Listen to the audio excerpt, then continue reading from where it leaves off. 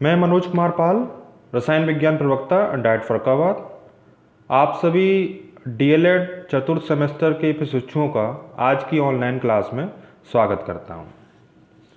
आज की online class में हम विद्युत आवेश के बारे में जानेंगे। ये एक भौतिक विज्ञान के शिक्षण का विषय है और वस्तुओं में जो चार्ज आता है वो कैसे आता है। सिंपली जब हम देखते हैं कि हम अगर कंघी को बालों में, सूखे बालों में काफ़ी देर तक घुमाएं और फिर उस कंघी को अपने बाजू पर जो छोटे छोटे बाल हैं या रुए हैं उनके संपर्क में लाएं तो वो एकदम से रुए जो हैं वो सीधे हो जाते हैं। तो ये जो प्रक्रिया हो रही है कि कंघी को हम जब बालों के संपर्क में लाए तो वो एकदम से सीधे हो गए, तो इसका मतलब है कि उस कंघी में कुछ चार्ज प्रोड्यूस हुआ है। तो किसी भी सब्सटेंस में कैसे चार्ज जनरेट होता है, कैसे चार्ज बनता है, उसकी पूरी प्रक्रिया को आज हम समझेंगे। तो शुरू करते हैं हम इससे पहले की जो एंशिएंट बातें हैं। तो जैसा कि हम देखते हैं कि बरसात के दिनों में बादल बहुत तेज़ी से गड़गड़ाहट करते हैं और गड़गड़ाहट के बीच में चमक भी हमें दिखाई देती है। वो चमक कभी कभी बहुत तेज़ी से लंबी भी दिखाई देती है, कभी कभी छोटी भी दिखाई देती है।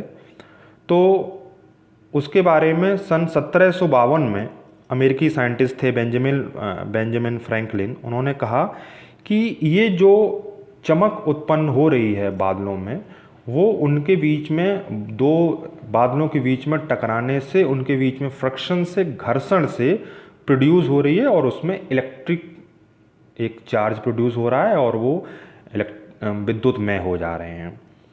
तो अब आगे हम कुछ ऐसी चीज़ों को लेते हैं जो हमारे आसपास मौजूद हैं और इलेक्ट्रिक चार्ज हो जाती हैं। तो उसमें एक एक्टिविटी है कि एक प्लास्टिक की स्केल लें, प्लास्टिक की स्केल, और उस प्लास्टिक की स्केल को सूखे बालों में रगड़ें, या हम कंघी भी ले सकते हैं क्योंकि वो भी प्लास्टिक का ही होता है। तो उसको हम बालों में बहुत देर तक नहीं बल्कि 10 मिनट तक ही अगर उसको लगाएं, कंघी करें, तो उसके बाद फिर उस कंघी को या प्लास्टिक की स्केल को छोटे छोटे कागज़ के टुकड़ों के संपर्क में लाएं। तो देखते हैं कि वो छोटे छोटे जो कागज़ के टुकड़े हैं वो उस प्लास्टिक की स्केल या कंघी पर आकर्षित हो जाते हैं और उससे चिपक जाते हैं। ऐसे ही बहुत सारे ऐसे सबस्टेंस हैं जिनसे दूसरे सबस्टेंस आपस में आके चिपक जाते हैं। उनकी बात करें तो इसमें अंबर है। अंबर के बारे में आप लोग जानते ही होंगे, मैं आप लोगों को बता देता हूँ कि अंबर क्या होता है। अंबर क्या है कि जब ये एक जीवाश्म रेजिन है। जीवाश्म रेजिन मीन्स कई ऐसे वृक्ष होते हैं जिनकी छाल से या तने से गोंद टाइप का सबस्टेंस निकलता है। वो गोंद टाइप का सबस्टेंस जब सूख जाता है और सख्त हो जाता है, हार्ड हो जाता है, तो उसका उपयोग फिर ज्वेलरी में भी कर लिया जाता है। तो उसी को अंबर कहते हैं, मतलब एक रेजिन टाइप सबस्टेंस है। अंबर है, कांच आप जानते ही हैं। आबनूज के बारे में बता दूं। आबनूज के वृक्ष हैं जो साउथ इंडिया में मिलते हैं। आबनूज क्या होता है कि एक काले रंग की बहुत लकड़ी होती है जिसमें बहुत ही डेंस, सघन, ठोस लकड़ी होती है काले रंग की, उसको आबनूज कहते हैं। और आबनूज के बाद फिर सल्फ़र को ले लें, सल्फ़र की रॉड आती है, या लाख के बारे में मैं बता दूं कि लाख जो है वो कीटों से बनाया जाता है। लाख जो कीट होते हैं उनके लार्वा से प्रोड्यूस होता है, स्पेशल टाइप के होते हैं। और लाख जो है वो वार्निश में, पॉलिश में यूज़ होता है। आभूषणों में, जैसे कि कंगन आते हैं बाज़ार से, आभूषण खाली होते हैं, उसमें वजन देने के लिए या उसमें अन्य प्रकार की कोई गंदगी ना भर जाए तो उसके अंदर लाख भर दी जाती है। सामान्यतः घर में यूज़ हो जाता है, लाख है। तो ये भी ऐसे सबस्टेंस हैं जिनको किसी दूसरे सबस्टेंस में रगड़ने पर वो आकर्षित करने के गुण आ जाते हैं। आकर्षित गुणा जाते हैं तो ये कहा जाता है कि जो इस प्रकार का गुण होता है, आकर्षित करने का गुण होता है, वही उस वस्तु का विद्युतमय होना होता है। अब हम किसी भी वस्तु में आवेशित होना, चार्ज्ड होना, विद्युतमय होना, उसके बारे में एक कहना चाहिए परमाणविक संरचना की तरफ जाते हैं। परमाणविक संरचना हम सभी प्रशिक्षुओं ने सेकेंड सेमेस्टर में डिटेल में जानी थी कि कोई भी अगर परमाणु है तो वो मुख्यतः 3 सब एटॉमिक पार्टिकल से बना होता है, प्रोटॉन, न्यूट्रॉन और इलेक्ट्रॉन।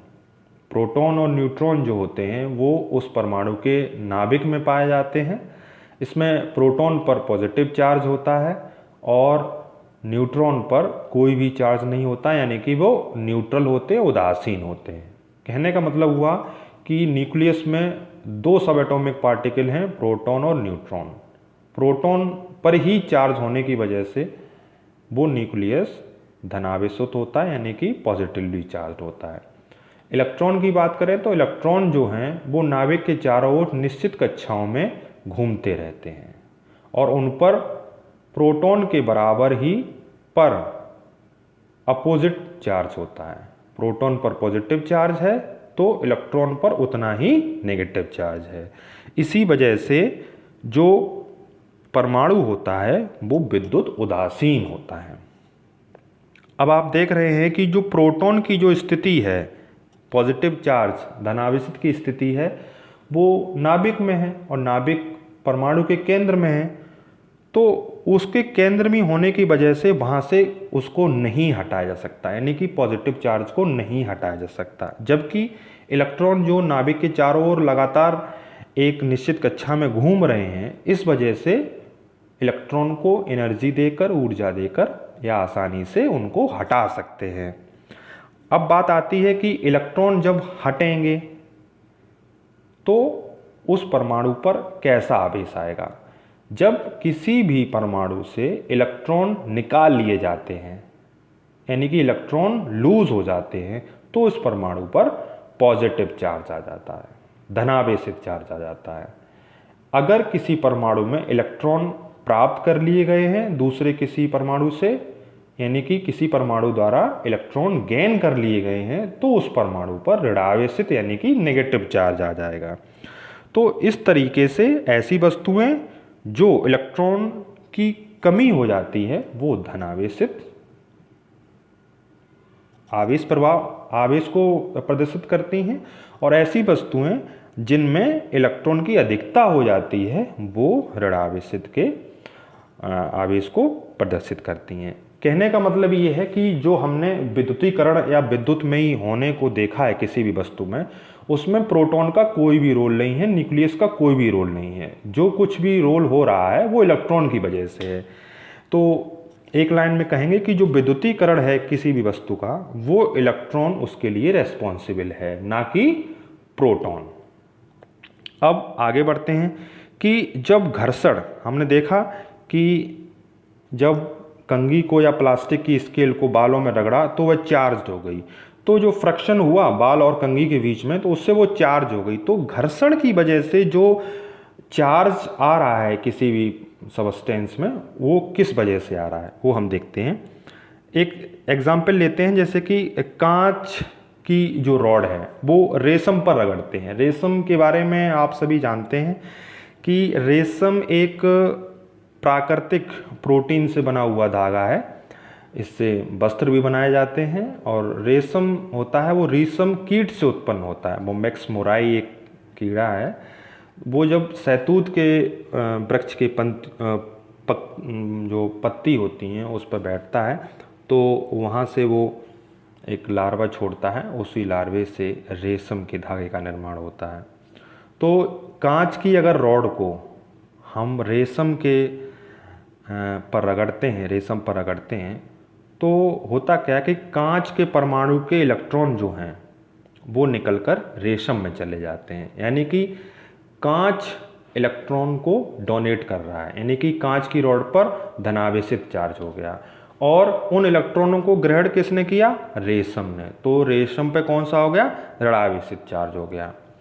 अब दूसरी तरीके से हम देख लें, दूसरा एक और एग्जाम्पल ले लेते हैं, जैसे कि आवनूस। आवनूस के बारे में बताया था, एक लकड़ी होती है, काले रंग की लकड़ी होती है, साउथ इंडिया में मिलती है। उस आवनूस की एक छड़ को बिल्ली के बाल पर रगड़ें तो होता क्या है कि अब उल्टा है कि बिल्ली के बाल से इलेक्ट्रॉन आवनूस के छड़ में चले जाते हैं। तो इलेक्ट्रॉन लूज कौन कर रहा है, दे कौन रहा है, बिल्ली के बाल, तो वहाँ पर धनावेशित चार्ज आएगा। और आवनूस की जो छड़ है जो इलेक्ट्रॉन को ग्रहण कर रही है, गेन कर रही है, तो उस पर कौन सा आएगा, नेगेटिवली चार्ज आएगा।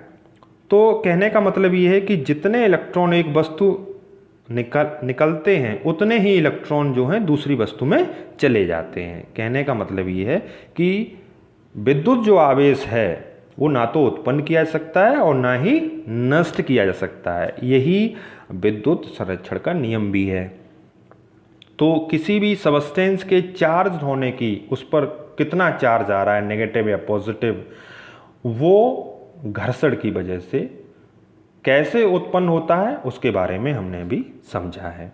अब किसी भी वस्तु पर जो चार्ज आ रहा है वो कितना आ रहा है, तो उसकी अगर क्वांटिटी के रूप में देखें तो इलेक्ट्रॉन की वजह से ये सब हो रहा है। इलेक्ट्रॉन लूज हो रहे हैं, इलेक्ट्रॉन गेन हो रहे हैं। इलेक्ट्रॉन एक दो अथवा ज़्यादा लूज भी हो सकते हैं और एक दो अथवा ज़्यादा गेन भी हो सकते हैं। तो एक इलेक्ट्रॉन का जो चार्ज होता है वो माइनस में 1.6 इंटू 10⁻⁻19 कूलाम होता है, ये हम सब जानते हैं। अब आवेश के जो प्रकार हैं वो कौन कौन से हैं और कैसे कैसे वर्क करते हैं उनके बारे में जानते हैं। आवेश के प्रकार धनावेश हैं और ऋणावेश हैं। धनावेश तब आता है जब इलेक्ट्रॉन लूज होते हैं, इलेक्ट्रॉन को छोड़ा जाता है। और ऋणावेश यानी कि नेगेटिवली चार्ज तब आता है जब इलेक्ट्रॉन गेन होते हैं, इलेक्ट्रॉन लिए जाते हैं।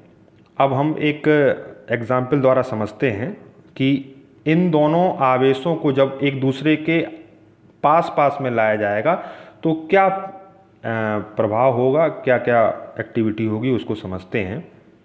यहाँ पर देखेंगे कि कांच की छड़ को जब रेशम पर रगड़ते हैं तो हम जानते हैं कि कांच की छड़ है वो पॉजिटिवली चार्ज हो जाती है, क्योंकि कांच के जो परमाणु हैं वो इलेक्ट्रॉन को लूज कर देते हैं रेशम को। तो कांच की छड़ कैसी हो गई, पॉजिटिवली चार्ज हो गई। इस डायग्राम में दिखाई गई है, जो कांच की छड़ है वो पॉजिटिवली चार्ज हो गई। अब इस पॉजिटिवली चार्ज यानी कि धनावेशित कांच की छड़ को एक धागे से बांध लेंगे और उस धागे में बांधने के बाद इस कांच की छड़ को दूसरे धनावेशित कांच की छड़ के संपर्क में लाएंगे। तो देखते क्या है कि ये एक दूसरे को प्रतिकर्षण करती है, यानी कि एक दूसरे को दूर भगाती है। इसका मतलब ये हुआ कि जब समान आवेश यानी कि सेम चार्ज आपस में पास पास आएंगे तो एक दूसरे को रिपेल करेंगे, यानी कि प्रतिकर्षण करेंगे, एक दूसरे को दूर भगा देंगे। दूसरे क्रियाकलाप में देखते हैं। दूसरे क्रियाकलाप में ये है कि जब आवनूस की छड़ है, आवनूस एक लकड़ी है जिसको जब बिल्ली के बाल पर रगड़ते हैं तो ये इलेक्ट्रॉन को गेन करती है, ग्रहण करती है बिल्ली के बाल से, तो इस पर ऋणावेशित चार्ज आ जाता है। तो इसको भी धागे से बांधकर दूसरी आवनूस की छड़ के संपर्क में लाते हैं तो ये दोनों छड़ें एक दूसरे को दूर भगाती हैं, रिपेल करती हैं। कहने का मतलब है यहाँ भी सेम चार्ज हो गया, नेगेटिव नेगेटिव सेम चार्ज हो गया। तो सेम चार्ज यानी कि समान आवेश जहाँ भी होगा और पास पास में आएंगे वो तो एक दूसरे को प्रतिकर्षण करेंगे, भगा देंगे, रिपेल करेंगे। अब हम कुछ एग्जाम्पल अट्रैक्शन के भी देख लेते हैं।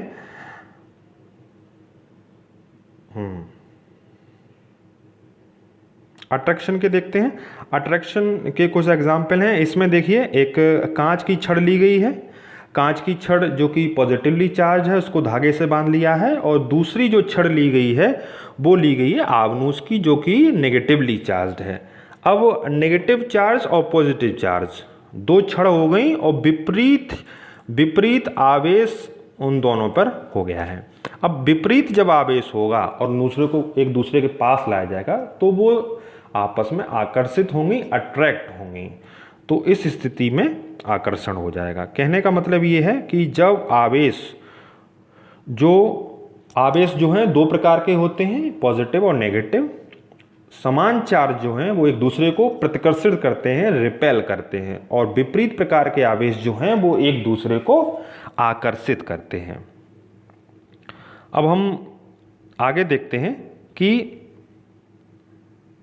विद्युत प्रेरण यानी कि किसी भी सबस्टेंस में विद्युत कैसे उत्पन्न हो, वो इलेक्ट्रिक चार्ज कैसे हो जाए जो बिल्कुल भी चार्ज नहीं है। तो ऐसी स्थिति में पहली बात ये जान लेने वाली बात है कि विद्युत चार्ज कैसे किसी भी सबस्टेंस में प्रोड्यूस होगा। तो उसके लिए क्या करते हैं कि कोई भी चालक है, चालक ऐसा होता है जिसमें आवेश का चालन हो जाए, प्रवाह हो जाए। उसके लिए सिंपली जो धातुएं होती हैं उसका उपयोग कर सकते हैं। तो जब किसी चालक के पास में कोई भी आवेशित वस्तु लाई जाती है, आवेशित वस्तुएं जैसे कि कांच की छड़ है और आबनूस की लकड़ी की छड़ है, तो जब चालक के पास ऐसी कोई भी आवेशित वस्तु लाई जाती है तो चालक भी आवेशित हो जाता है। और ख़ास बात यह है कि चालक का वह सिरा जो आवेशित वस्तु के पास होगा उस पर विपरीत आवेश उत्पन्न होता है, जबकि उस चालक के दूसरे सिरे पर उस छड़ के समान चार्ज उत्पन्न होता है। अब इस डायग्राम में देखेंगे कि एक धनावेशित रॉड है, ये वाली धनावेशित रॉड है जो कांच की छड़ भी हो सकती है। उसको जब कोई चालक के संपर्क में ला रहे हैं तो इस छड़ और चालक के बीच में जो संपर्क बिंदु है, तो छड़ पर पॉजिटिव चार्ज है तो चालक का संपर्क बिंदु पर नेगेटिव यानी कि उसके विपरीत आवेश वाला चार्ज होगा। और उस चालक के दूर वाले सिरे पर, जिधर इधर ये उंगली रखी हुई है, उस पर उस छड़ के समान चार्ज होगा, यानी कि इधर पॉजिटिव चार्ज हो जाएगा, उधर पॉजिटिव चार्ज हो जाएगा। अब हम देखते हैं कि अगर अब इस छड़ के और इस चालक के इस सिरे के बीच में अट्रैक्शन हुआ, क्योंकि यहाँ पर अपोजिटली चार्ज्ड सिरे बन चुके हैं, तो इस छड़ के बीच में और इस चालक के इस सिरे के बीच में अट्रैक्शन होगा। अगर दूसरे सिरे को उंगली से छू लें तो होगा क्या कि जमीन से शरीर द्वारा जो इलेक्ट्रॉन हैं वो जो दूसरे सिरे में जो धनावेशित है उसको उदासीन कर देगा। अब पूरे चालक में एक ही चार्ज रह जाएगा और वो होगा ऋणावेशित चार्ज। तो इस तरीके से कोई भी चालक को आवेशित वस्तु के संपर्क पर लाने पर उसको आवेशित किया जा सकता है। इसको हम कहते हैं विद्युत प्रेरण की घटना। अब हम जान लेते हैं कि आकाशीय विद्युत जो है वो क्या चीज़ होती है।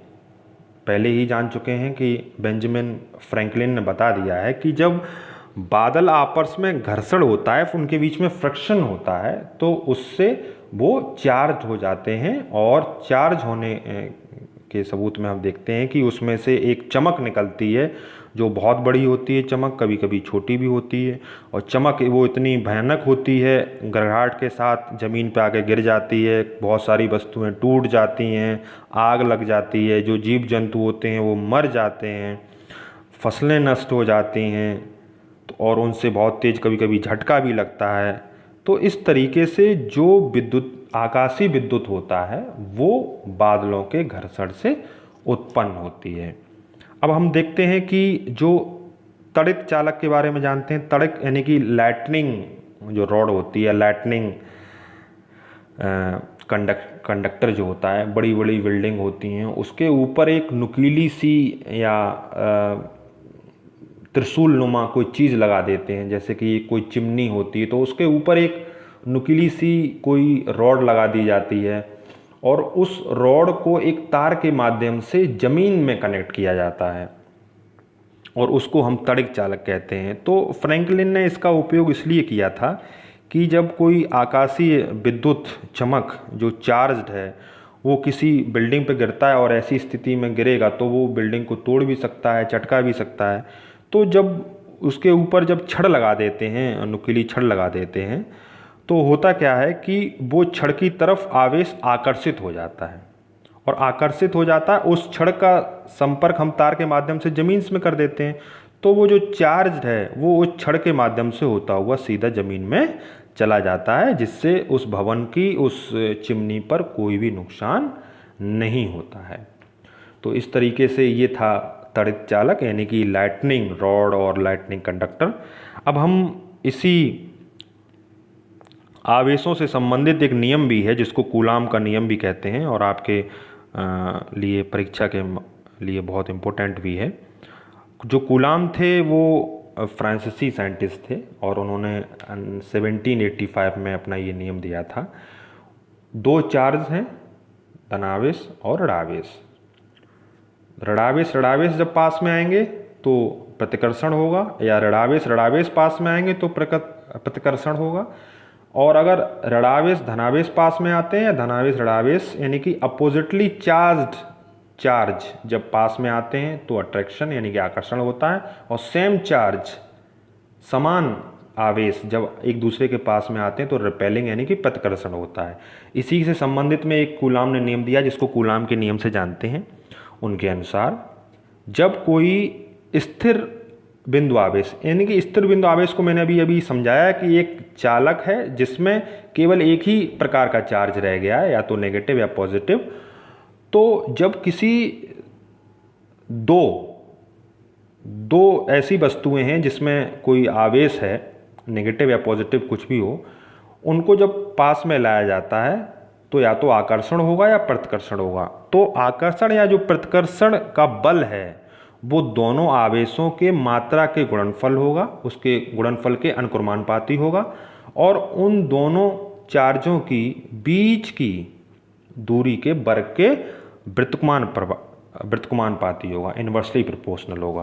कहने का मतलब है कि जो प्रतिकर्षण या आकर्षण बल है F, वो Q1 Q2 क्या है कि उन दोनों वस्तुओं के चार्ज, Q1 एक वस्तु का और Q2 दूसरे वस्तु के, उनके चार्ज के मात्रा के डायरेक्टली प्रोपोर्शनल है क्योंकि ये ऊपर है, और उन दोनों चार्ज के बीच की दूरी के वर्ग के इन्वर्सली प्रोपोर्शनल है यानी कि R स्क्वायर। कहने का मतलब है कि F proportional to Q1 Q2 upon R square.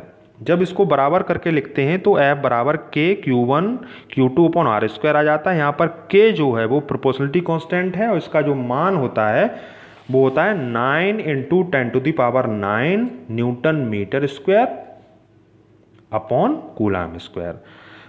तो ये था कूलाम का नियम। अब हम समझ लेते हैं कि विद्युत क्षेत्र क्या होता है और उस विद्युत क्षेत्र की तीव्रता क्या होती है। तो इसको समझने से पहले मैं एक कुछ सिंपल सा एक एग्जाम्पल लेके आपको बताऊंगा। जैसे कि एक कमरे में पंखा चल रहा है, पंखा हवा दे रहा है, उस पंखे की हवा पूरे कमरे में फैली हुई है, हो सकता है बाहर भी महसूस हो रही हो, जा रही हो, अनंत दूरी तक उसकी हवा प्रवाहित हो सकती है। लेकिन उस पंखे की हवा हमें कब महसूस होगी? जब हम उस पंखे के नज़दीक होंगे। एग्जैक्टली इसी तरीके से होता क्या है कि जब कोई भी चार्ज पार्टिकल है, चार्ज सबस्टेंस है, तो उसके चारों ओर का जो क्षेत्र होता है, चारों ओर का जो क्षेत्र है जिसमें दूसरे किसी आवेशित वस्तु को जब रखते हैं तो उसकी तरफ या तो आकर्षण होगा या प्रतिकर्षण होगा। आकर्षण और प्रतिकर्षण की स्थिति पहले ही स्पष्ट हो चुकी है। यानी कि कोई भी चार्ज सबस्टेंस का वह क्षेत्र जिसमें किसी दूसरे चार्ज सबस्टेंस आता है तो वह आकर्षण या प्रतिकर्षण का अनुभव करता है। इसी को हम वैद्युत क्षेत्र कहते हैं। इसी तरीके से बिल्कुल वही उसी तरीके से कि किसी भी चार्ज्ड पार्टिकल का विद्युत क्षेत्र अनंत तक हो सकता है, लेकिन उसका प्रभाव है वो कम होता चला जाएगा। प्रभाव कब महसूस होगा? जब हम उस चार्ज पार्टिकल के विद्युत क्षेत्र के नज़दीक होंगे, उसके नज़दीक होंगे। तो अगर सेम चार्ज वाला कोई भी दूसरी स्पीसीज उसके पास में आती है तो रिपेल हो जाएगी, प्रतिकर्षण लगेगा उस पर। और अगर अपोजिट चार्ज वाली कोई भी वस्तु आती है तो वह अट्रैक्ट होगा। तो जब वो अट्रैक्ट होने लगे या रिपेल होने लगे तो कहने का मतलब है कि उस वस्तु का वो वैद्युत क्षेत्र है। अब हम बात करेंगे कि उस वस्तु के जो वैद्युत क्षेत्र बन रहा है उसकी तीव्रता कैसे जांची जाएगी, उसकी इंटेंसिटी कैसे जांची जाएगी। तो उसमें इंटेंसिटी जांचने के लिए एक फिजिक्स में बहुत ही एक पॉइंट चार्ज माना गया है, जिसको हम टेस्टिंग चार्ज भी कहते हैं। उसको क्यू नॉट से रिप्रेजेंट करते हैं, इस तरीके से क्यू नॉट से रिप्रेजेंट करते हैं। और इस टेस्टिंग चार्ज पर पॉजिटिव चार्ज होता है।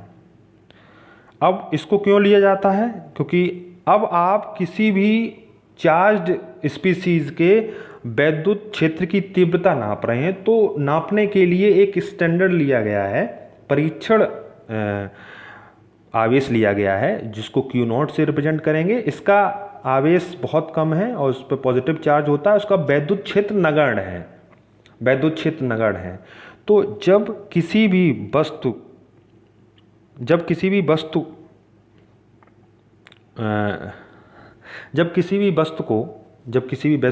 वस्तु के वैद्युत क्षेत्र में एक पॉइंट चार्ज को रखा जाता है, तो यहाँ पर हम देखेंगे कि अगर किसी भी वस्तु की वैद्युत क्षेत्र की तीव्रता निकालनी है तो क्या करेंगे कि हम उस बिंदु पर एक छोटा सा पॉइंट चार्ज लाएंगे उसके वैद्युत क्षेत्र में। अब हम देखेंगे कि वो पॉइंट चार्ज उस चार्ज स्पीसीज से कितनी तेजी से रिपेल हो रहा है या कितनी तेजी से अट्रैक्ट हो रहा है। अब जो पॉइंट चार्ज यानी कि हमने टेस्टिंग चार्ज को माना है वो क्यू नॉट है और पॉजिटिवली चार्ज है और उस पर उसका वैद्युत क्षेत्र है वो नगण्य है। जब उसको किसी भी ऐसे चार्ज स्पीसीज के पास में लाते हैं जिसका हमें वैद्युत क्षेत्र की तीव्रता ज्ञात करनी है, तो उसके पास लाएंगे, तो अगर वो सेम चार्ज है तो रिपेल हो जाएगा, या अपोजिट चार्ज है तो अट्रैक्ट होगा।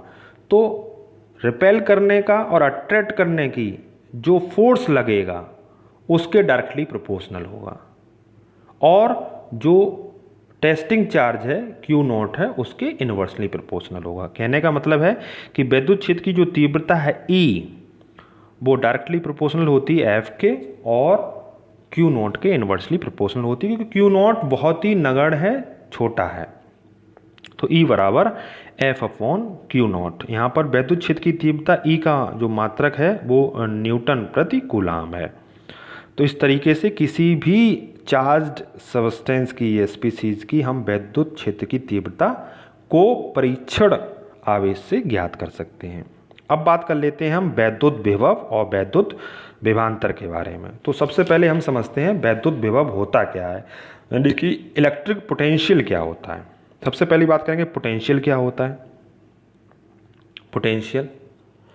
पोटेंशियल यानी कि पोटेंशियल एनर्जी, ऐसा वस्तु जिसमें पोटेंशियल एनर्जी हो। पोटेंशियल एनर्जी आती कहाँ से? कि जब हम किसी भी वस्तु पर कार्य करते हैं तो जो कार्य करने पर जो ऊर्जा होती है वो उस वस्तु में स्टोर हो जाती है, उसी को हम कहते हैं उसकी स्थितिज ऊर्जा, यानी कि पोटेंशियल एनर्जी या उसका पोटेंशियल।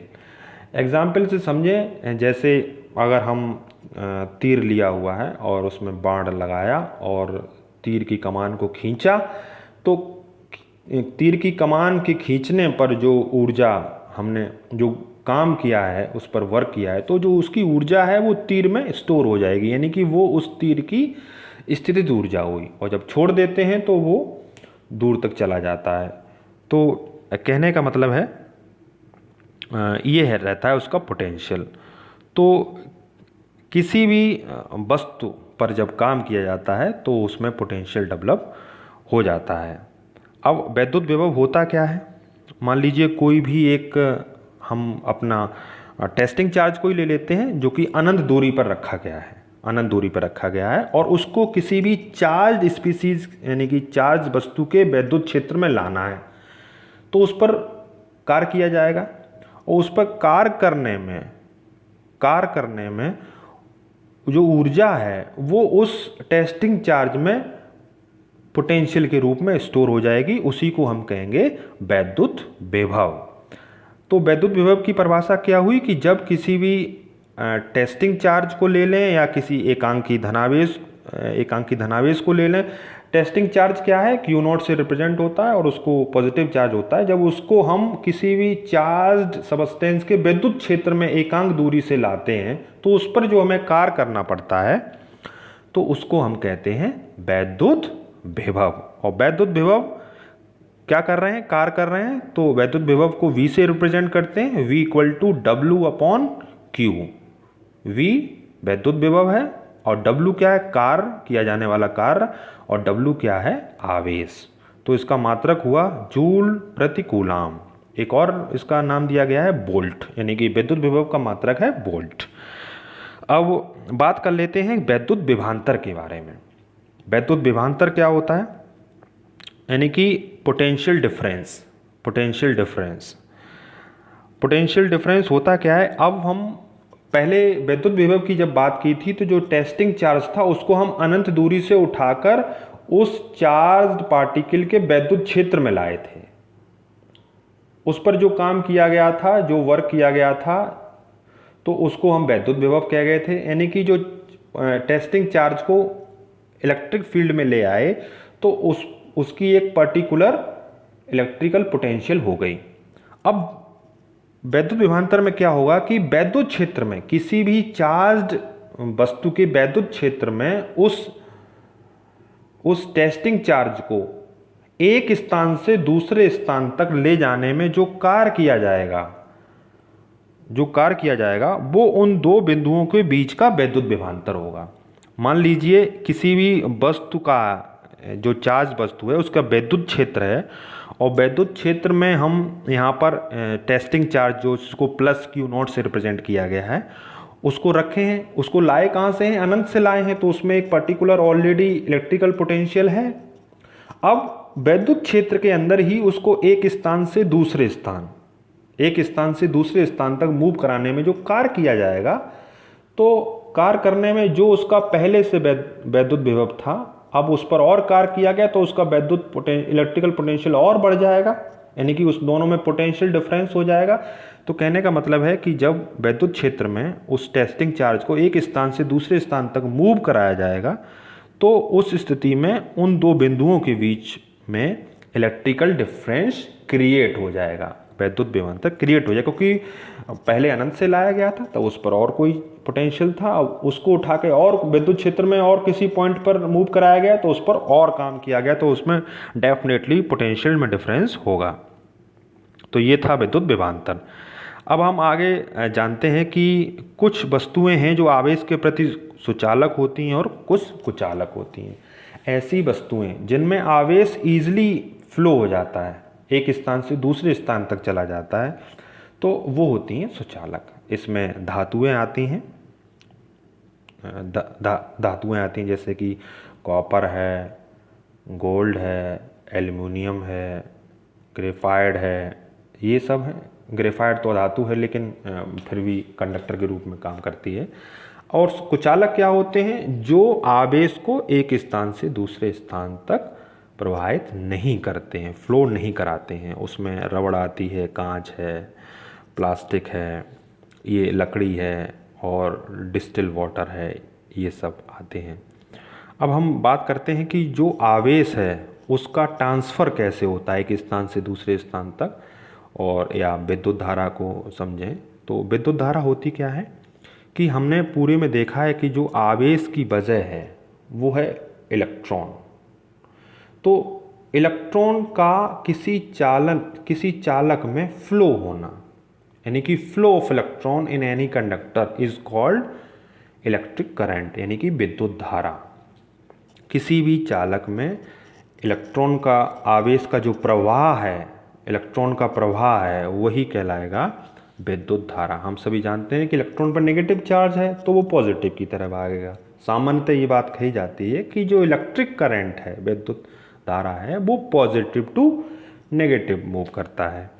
तो विद्युत धारा का जो सूत्र है वो है विद्युत धारा I equal to Q means आवेश upon T, I equal to Q upon T, और इसका जो मात्रक है वो कूलाम प्रति सेकंड या एम्पियर है। तो इस तरीके से हमने आवेश के बारे में आज के इस चैप्टर में जाना। इससे संबंधित कोई भी क्यूरी है तो आप व्हाट्सएप के माध्यम से या यूट्यूब चैनल के माध्यम से हमसे पूछ सकते हैं। धन्यवाद।